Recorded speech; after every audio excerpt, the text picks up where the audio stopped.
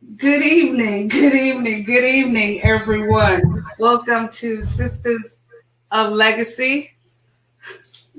We thank you for coming in. I'm going to go ahead and run the intro and we'll be right back.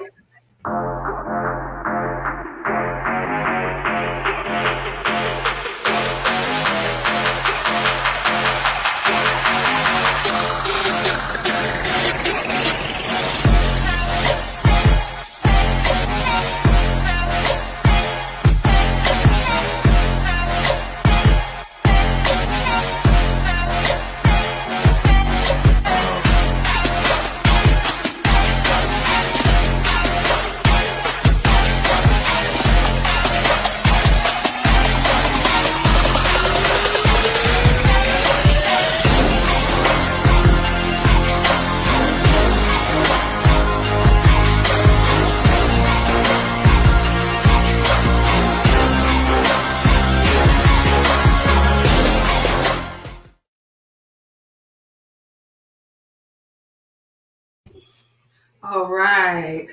Ladies, welcome.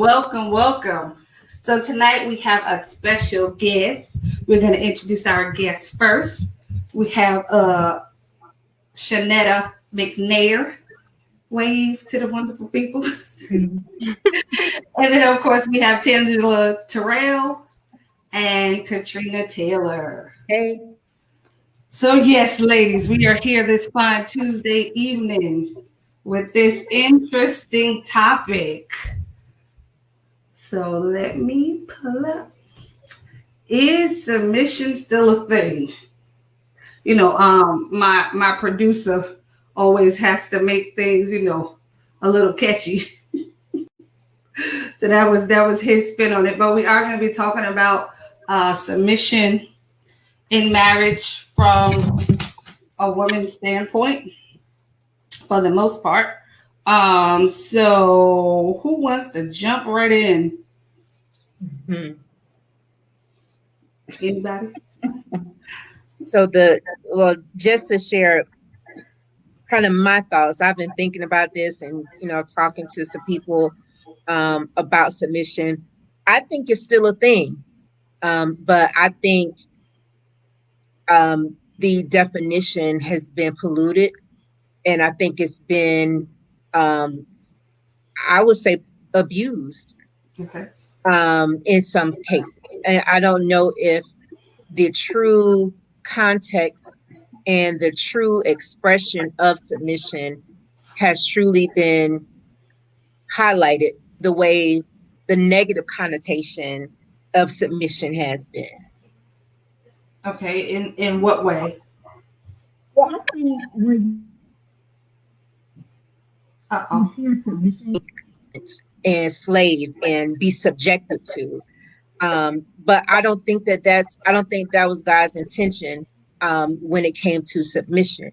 Okay. I honestly think submission is a gift, and it's knowing that you have certain power and certain authority, but you choose to express in a humble way to your husband.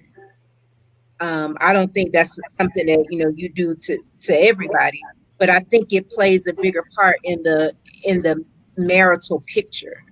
I don't think it's just to be a doormat for your husband to walk all over you, but I think it's like I said, I think it's a gift that you offer the marriage, and I think it's a part of the role that we play as women.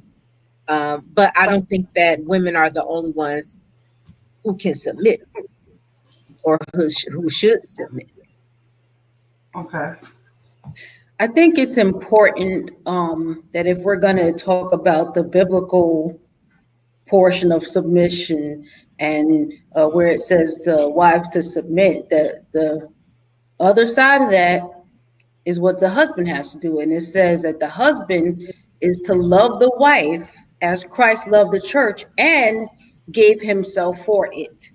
So if the husband is loving the wife in the manner that Christ loved the church, then she's safe to submit to him. because Christ gave himself on the cross, you see. So if a husband is willing to give himself that way, then he's not going to treat her like a doormat. He's Right. not going to abuse the submission. You know what I mean? So you have those two things go hand in hand. You can't have one without the other. You just can't have the husband saying submit and he's not loving the wife as Christ loved the church. They have to go together or it's not gonna work. So, Okay. I think that when we think about the word submit in 2020, that we begin to think about more so the opposite of what submit means, and we think about dominant. So in order for me to submit, somebody has to be dominant. And if you're telling a woman in 2020 that the man is supposed to be dominant, I think that's where all the wires get crossed. And we're kind of like, no, I'm this independent woman. I was taught that I can go to college, have an education, equal pay, fair rights. And that's where our brains go in 2020. And it's not really the true context of what scripture meant for a wife being submissive to her. Okay, so let me ask a question. So if your husband, so let's say you get married, you're a believer, maybe he's not. Is it still a woman's responsibility to submit to her husband? Or Why is they get it, married if he's a believer and she's not? I mean, if she's a believer, why they get married? it happens. I mean, let's not act like it doesn't happen. And I think that's a good question, though, Sister McNair. I don't know. I know you're Sister McNair, so it's hard for me to call you can say Sister. But I think, okay, and to your point, Sam, it does happen. But I think that's we get confused when we try to force biblical principles in non-biblical situations. Yeah. So it's, you don't want to necessarily, follow the biblical guidelines, but you want the biblical blessings. And I think when we look at marriage, we have to look at that. And that's not to say it won't work. I've heard countless testimonies where, women who were saved, who had husbands who were not saved, and they were converted based on, their relationship with God.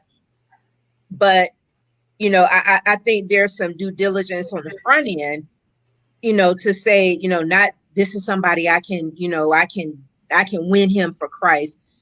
Try to win him before marriage, because that's going to be an uphill battle, because, is he following godly principles?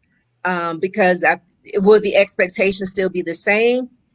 It could be, but I don't think a wife can say, well, you're not saved, so I don't have to submit to you. But it can get tricky.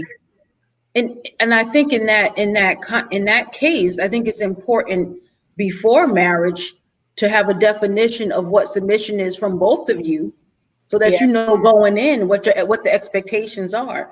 Right. And of course, before marriage, there's that whole expectations on every level in marriage, but especially on that topic, like, well, what is your definition of submission? Here's what mine is. So that's very important.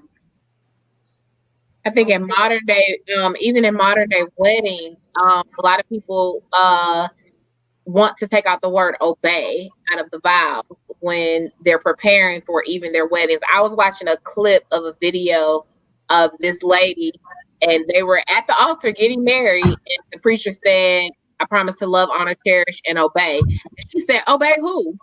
And and she was like, it was like the look on her face was just like, so like, we didn't discuss this. Like, obey who? Obey what?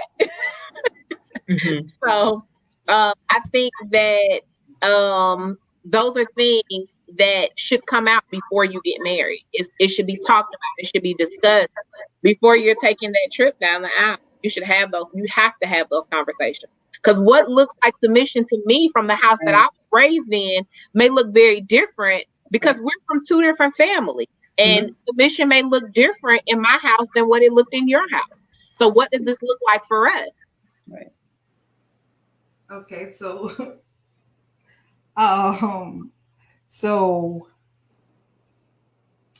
I'm thinking, in terms of 2020, right? So I if you're submitting to your husband, you're both believers. Let's just make the scenario easier for y'all to to accept. So you're both believers. Do you just submit when you agree with him? What does submission look like when you don't agree with the direction? Well, I can speak personally, and my husband will tell you, I don't know if he's watching, I'm never not going to have an opinion on anything that we do. And thankfully, he's secure enough to for us to have discussion before decisions are made, even if it doesn't directly affect me. So we can disagree all day long, but at the end of the day, we got to have an answer. We have to have. Oh, he said he watching. But at the end of the day, we have to go in a direction. And when we get married, we're one. We can't be divided. We can't, well, you do you and I'm gonna do me. We have to be on the same page. Right. But submission doesn't mean I just completely lose all of my brain cells. Right. I will have an opinion about everything. If you choose to listen or not, that's on you. But I think most wise men will value a wise woman. Right. Because I think most men will value having somebody who will, be honest, will be, tell you the truth in love, but will still ride with you no matter what the decision is. Yeah. Okay. I think his poorly written question is maybe, does submission exist when he's wrong? I'm guessing. I think that was the question or what it was intended to be. But I think you kind of answered that. Yes. Does submission exist when he's wrong? I would definitely say yes, it still exists.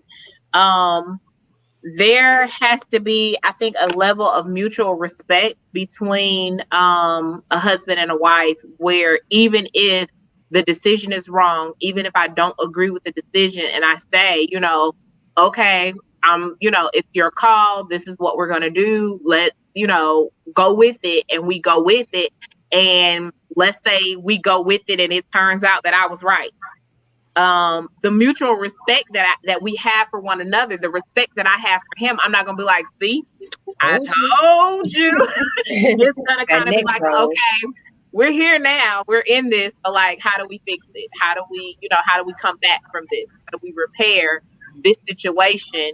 Even though, in my mind, I think that this is the way it should have gone. So sometimes, yes, you do have to go with, if that's the way it's going. And then there are other times where you just have to, you have to use, what you got to, kind of persuade and help him to understand that this is really his idea. Wait, so you gonna have to clarify that one. So oh, okay, you don't brag that he was wrong, but do you ever bring it back up? Wait, hold on. Before you answer that, so elaborate a little bit, Janetta. You got to work with the operation of persuasion. You got to let him think it was his idea. So you have to know your husband. You have to know what you're working with, and you have to know how to talk to him and how to help him to kind of make the right decision. And sometimes it can't just be saying outright, okay, you got to do it this way. This is the way it has to look, because he can't hear it that way.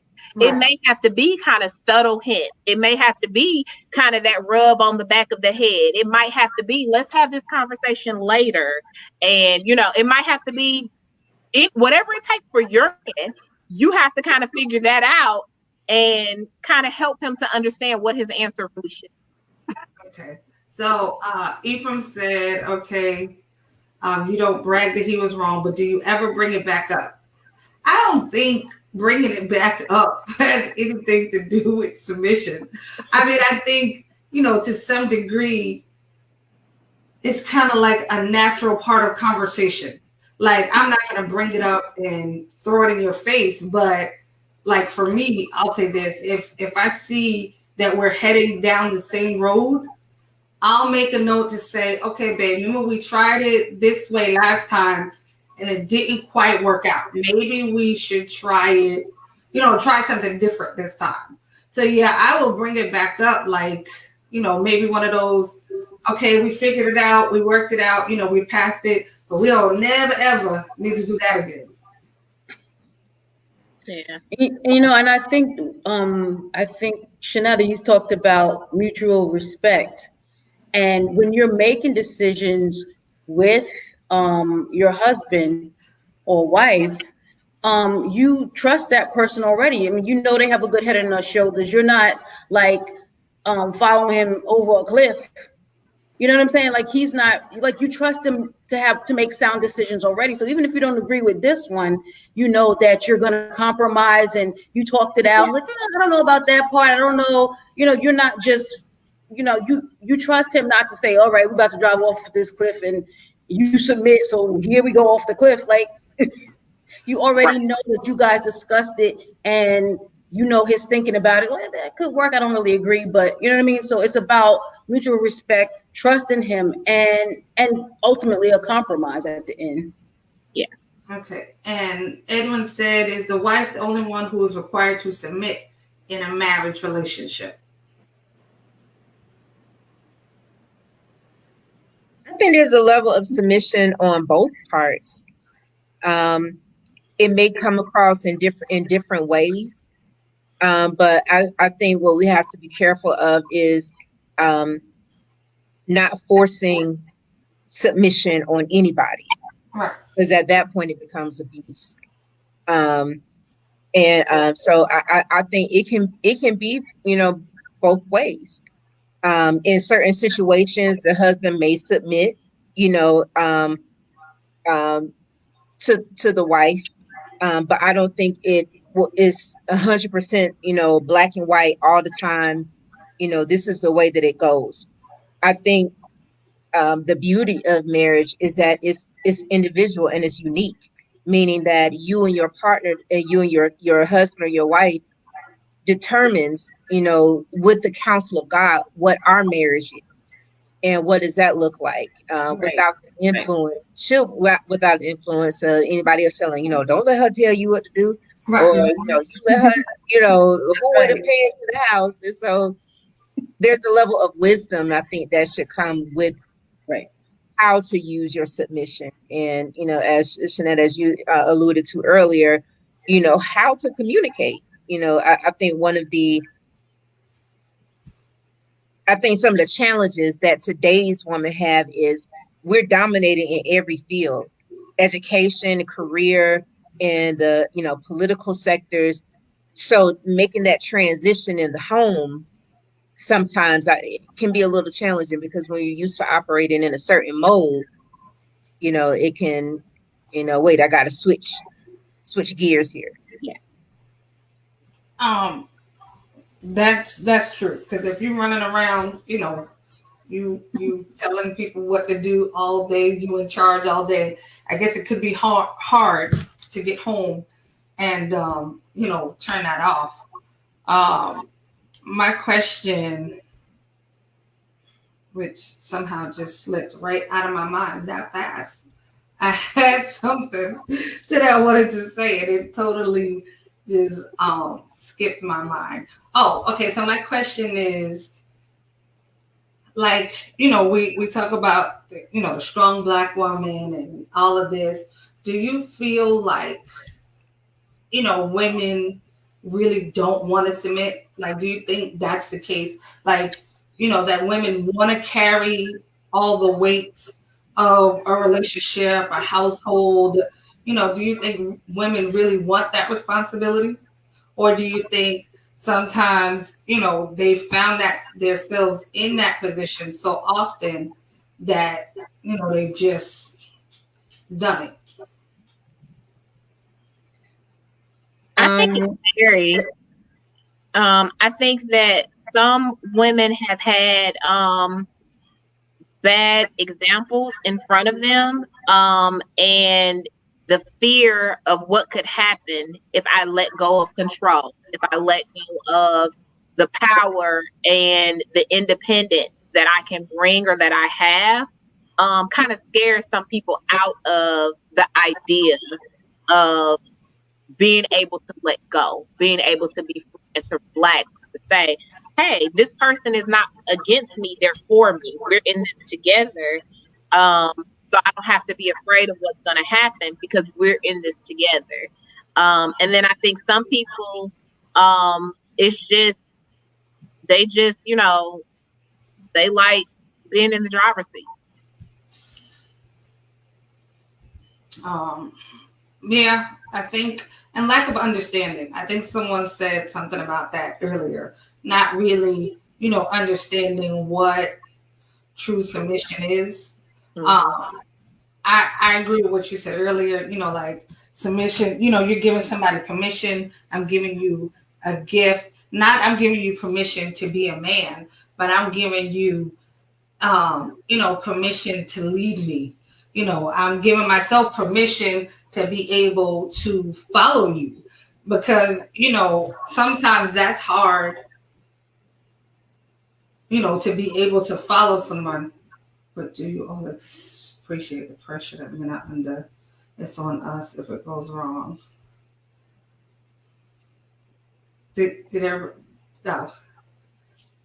I mean, I will say I do appreciate, that as a man, of course, or a leader of anything, when you're the lead, yeah, the weight does fall on you. And I mean, if it goes wrong, yeah, it goes wrong for you and you might feel the brunt of it. But if it goes wrong, it's wrong for all of us. So I think, it's twofold. Like, as women, yes, we need to appreciate the amount of pressure, but as men, I think sometimes men forget that when it goes wrong, it affects us all. So when I'm saying, take another look at this before you jump, it's not because I want to be in control. It's because if you fall, we all fall. Like, it's a team. We all feel the weight of, a bad decision or, a failed decision or whatever it is. So I think it's kind of twofold. I feel like I understand the question as far as the pressure. As a single mom, all the pressure's on me. If it goes wrong, whatever decision I make is all on me. Right. And sometimes, as far as that, do women want to submit? Do they want to give up the independence or whatever? Sometimes I feel like I want to have somebody to help with the decision making because I'm sitting here, I don't know what to do, I don't know what to do. And sometimes I wish I had someone just to be there. Well, don't let them go there.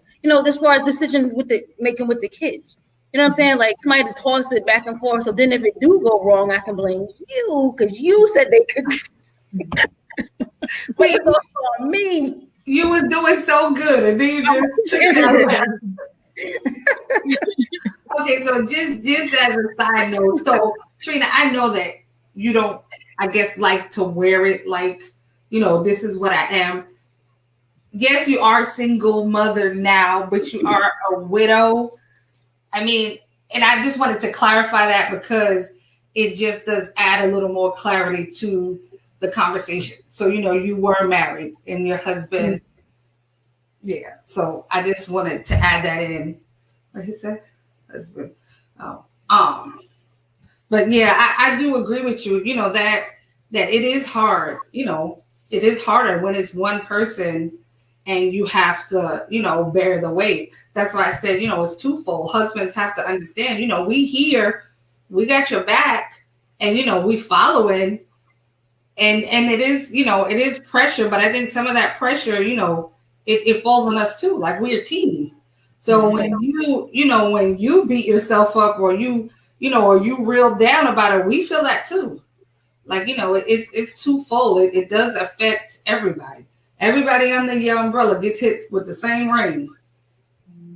Right. So do you think So submission is, does money come into play anywhere when a woman is, you know, asked to submit to her husband, or a wife is expected to submit to her husband, her godly husband? Should money come into play at all? As in, like salary, like if the woman Like, makes and then if more. she makes more money, should she not have to submit to him? No, because you know what? Since we're talking godly marriage, if we look at the depiction of Christ's sacrifice, for us, he didn't put any conditions on that. He didn't say, okay, well, I'm gonna die for you, but you only if you go to church every Sunday, or I'm gonna die for you only if you promise to do this. So we can't put conditions and terms on our submission. I think that's a gift. If we're going to submit, we have to submit. And again, hopefully have some discussions. If there are some, financial concerns, have those discussions before marriage, so that once the marriage has been initiated, then, we all could be on the same page. I would say whether, and I know that in the beginning we kind of asked the question of, well, why would they be getting married if one is saved and one is not? But it is like reality. So whether or not it's a marriage where both parties are saved, or a marriage where one is saved and one is not, I think it's the same. I think the same rules apply. If it should, is what I would say. But from my experience, when it comes down to money, there have been times in our marriage where I've made more money than my husband, and there have been times in our marriage where he's made more money than me. And in that example, what I would say is that for us, and what works for us, is that my money was in a pot. His money was in a pot, and it didn't matter who had bigger income or, whatever. It was, we got a household to take care of. We got things to do. We got stuff to do. And it was, okay, we're paying our tithes. We are paying these bills. We're doing this. And this is what we have to work. So it was, and there were times in my marriage where I didn't work at all. And I was a housewife. I was home with the kids. And it was never he makes the money and I had to kind of only, get an allowance or anything like that. It was more so of this is the money we have. Now for us, I've been the one that makes most of the financial decisions. So it was like he would say, okay, well, here's the money, here's the bills, take care of this, make sure all of this is taken care of. That was something that we kind of talked about, and we know what works for us. So I could say, okay, I'm going to write a check for this. Okay, I'm going to, I'm going to pay this. I'm going to take care of that. So the money, whether or not whoever makes the most money at a given time, because that can always change at any time. So it's not really about who makes the most money. It's about, what do we have to do with this money that we have? I agree. And I think, even with the finances, we have to understand that the marriage is bigger than us individually. We have to, what's best for the family. And if we go into a marriage just thinking, I still want my independence, then do you really need to be married?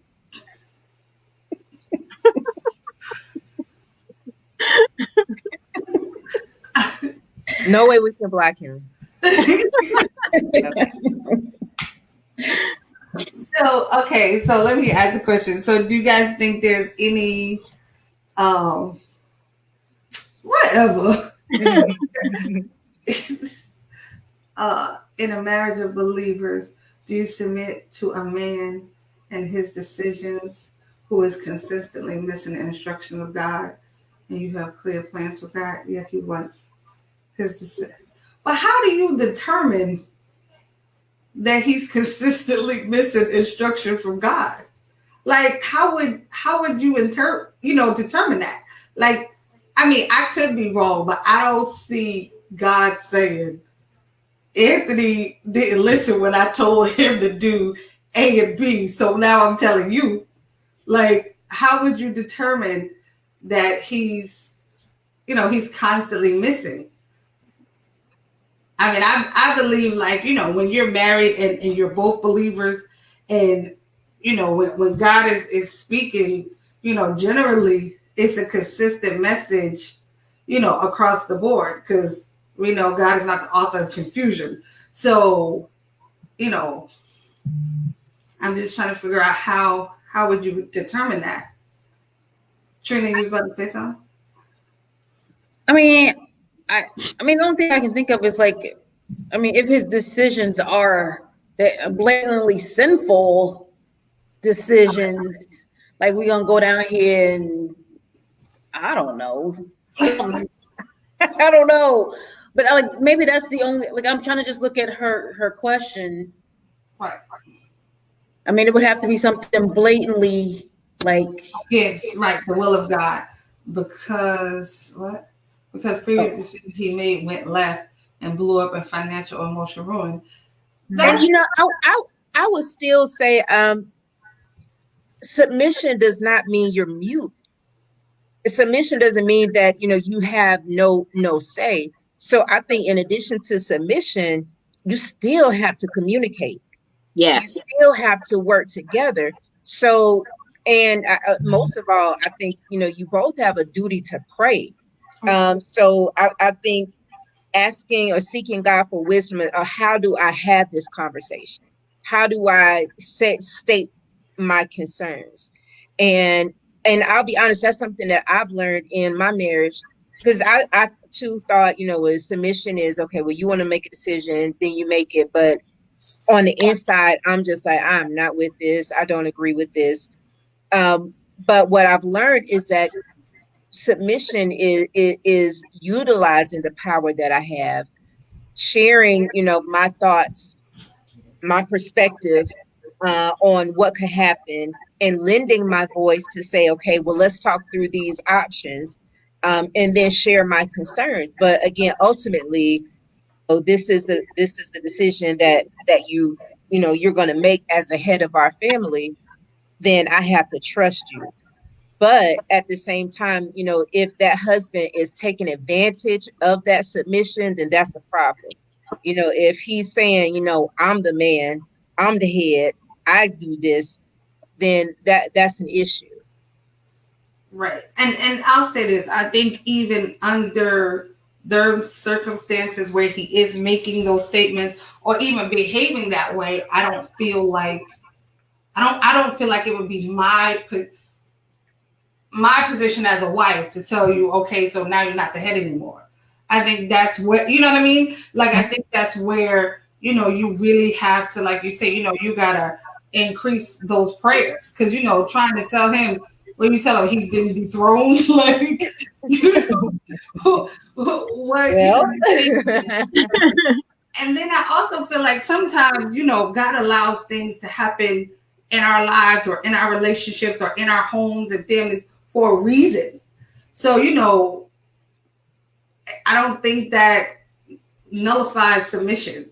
Sometimes it can be that God put you, set you on this path, allowed you to be on this path as a lesson. Maybe not necessarily for you, maybe for someone you're connected to, maybe for you to have a testimony. It blew up financially, you had to file bankruptcy, you went broke, or, whatever it is. It could be, him setting you up for a story down the line, or him trying to show somebody else how he's working through your life. So I'm not going to say that just because a decision went left or blew up that, he just didn't follow God, because I don't feel that would be accurate. Things happen. God allows things to happen for a reason. And our path and our story, is different from somebody else's. Like, what's the standards that we're looking at? Because I know there's been times where we've done stuff and it's gone all the way to the left. I mean, I wound up divorced. You can't get no more left than that.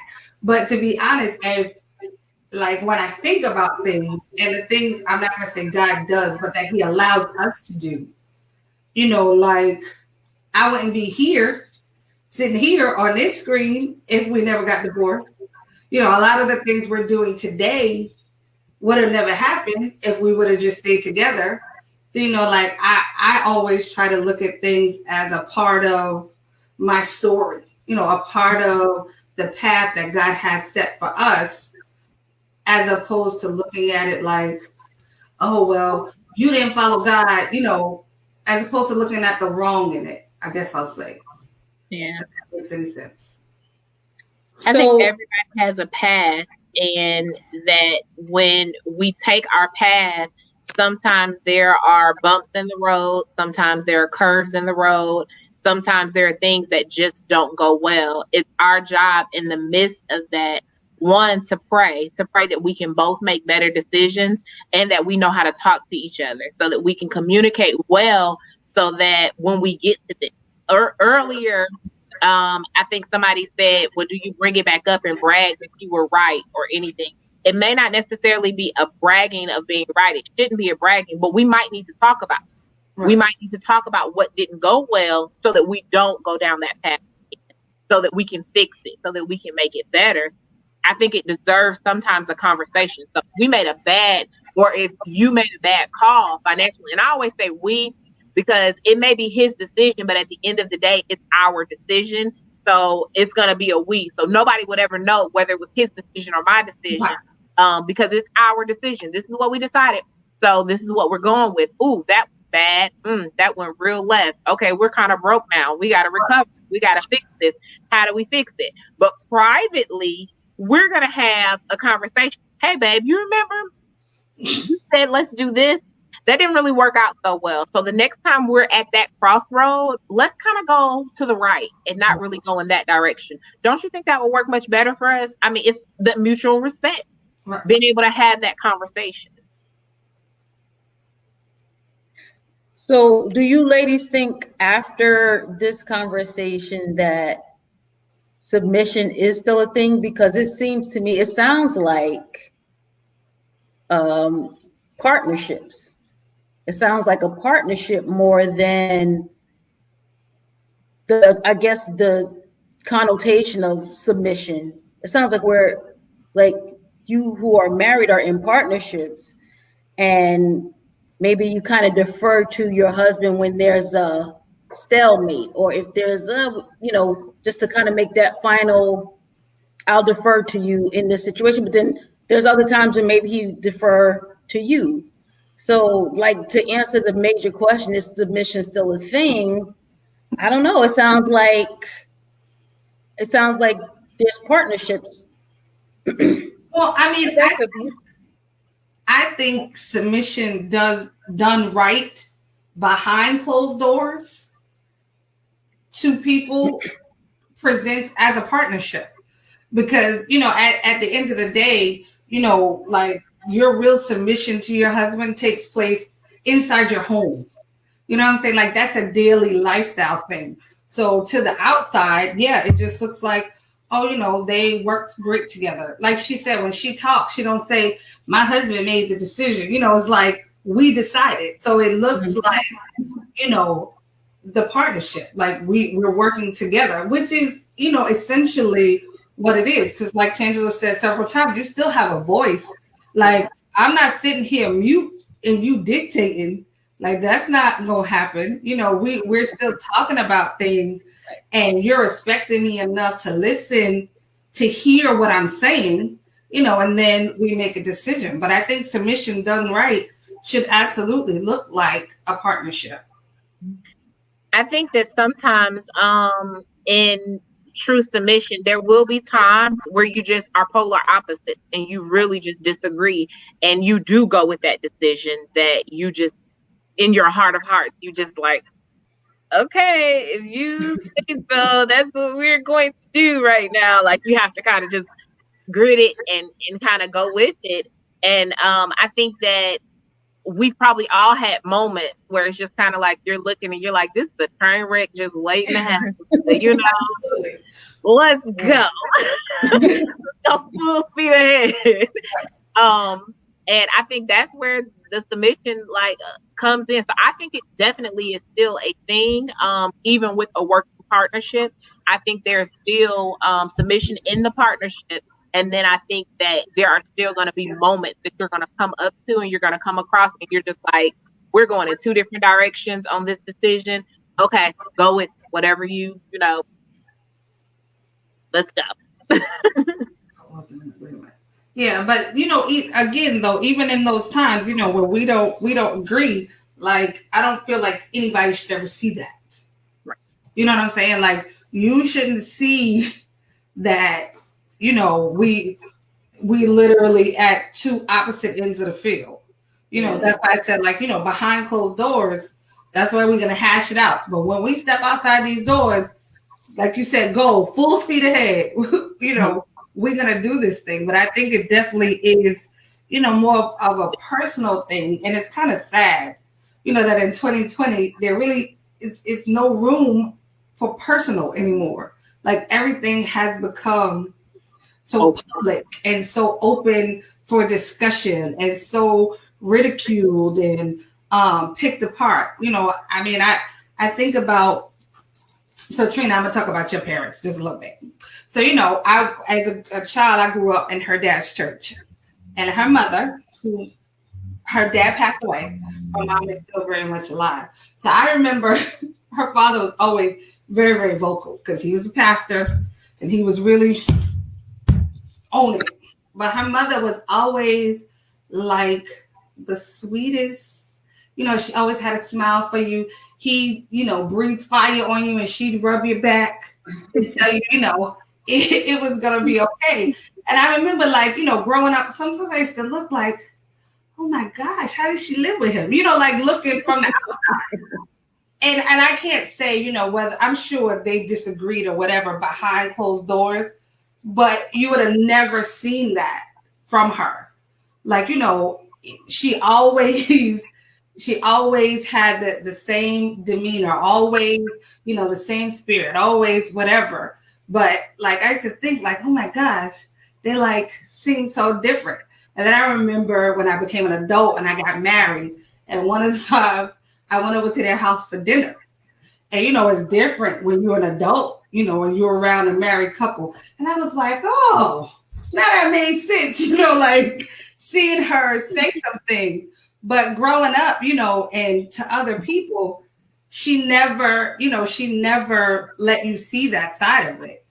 She made sure that she always presented herself, a certain way as a wife. She didn't make things public or, try to tell him he was wrong, even though sometimes it just looked like he was left. But, she never did that. And I know, like, growing up, I always thought about that as an example. And I was like, Lord, I don't think I could be as sweet and mild as her, but just give me a little bit of it, But yeah, she kept things private. People kept their business to themselves. Like, now sometimes you go to church, you can tell the pastor fighting with his wife. But, everything is so public and so out there, and and I think that's the wrong way to handle things. That's never how you should allow people to see you in your relationship, period. Yeah. Now, I will say every once in a while, your kids need to know that you disagree, because it teaches them on a level how to address disagreements and problems without it being, hopefully you're not being, crazy when you agree, all fighting and all that kind of stuff. But I think that it's good because when they have, even you were that wasn't your family, so you were kind of, on the outside. But I think that it's good for a kid to be able to say, oh, mom and dad don't agree on, something small, and they see you work it out and talk it out so that they learn how to do it. Wait, I agree. He done went deep Bible. Listen now. That's my cousin. Yeah, I know. He's a preacher. Listen, we're not about to I have to pull out the book now. You want some? Gotta look it up. You looking it up? Oh, a ball. Yeah, would ever go wrong for not submitting to a husband? Yeah, I'm drawing a blank. I mean, other than David, I'm drawing a blank. You have to do an adequate study in order to give an appropriate answer. Yeah. Oh, look at that. You got that answer. Go ahead, Tangela. Yes. But we Yeah, can follow up next week. we definitely would have to follow And up. I did, read some cases in the Bible. There was Vashti, when when the king ordered her to come and dance for the people and she refused.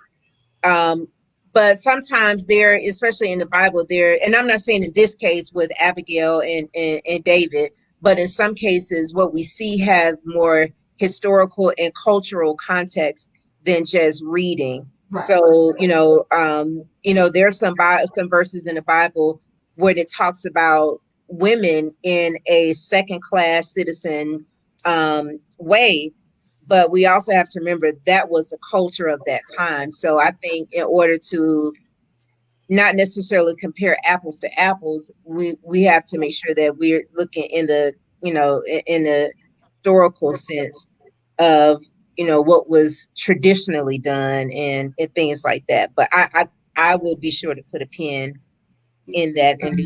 As Anthony said, we definitely would have to put a pin in that because I'd hate to respond incorrectly. You gotta, Right. When you start digging into Bible stories, like you said, you got to be able to reference and do the Right. history and know what time this is happening in and all of the context and whatever. So yeah, that's the one thing you don't want to misrepresent is the word of God. You want to make sure, when you speak on that, you have some clear understanding of it. I will say, I think unfortunately we have allowed society to cloud the meaning and the justification of things. What society says about submission. I know when Tangela first talked to me or texted me about it, you brought up the conversation that Jeannie Mai had about when she gets married this time, she wanted to be submissive to her husband. How much flack she caught from people from making that statement, and how society views things. And I feel like we can't continue to allow society to dictate who we are. And too many times we're trying to live up to what society says. When at the end of the day, when things go wrong, or when your husband leaves because you want to be in control and he don't want it, society does not come to your rescue. They do not, they don't comfort you. They are not there when you are left to take care of your children because you don't ran your husband away because you a boss. Society is not, they're not coming to your aid. Like those things are not happening. So I think we have to use some better judgment and discernment with some of these things that we see and pick up on TV and try to,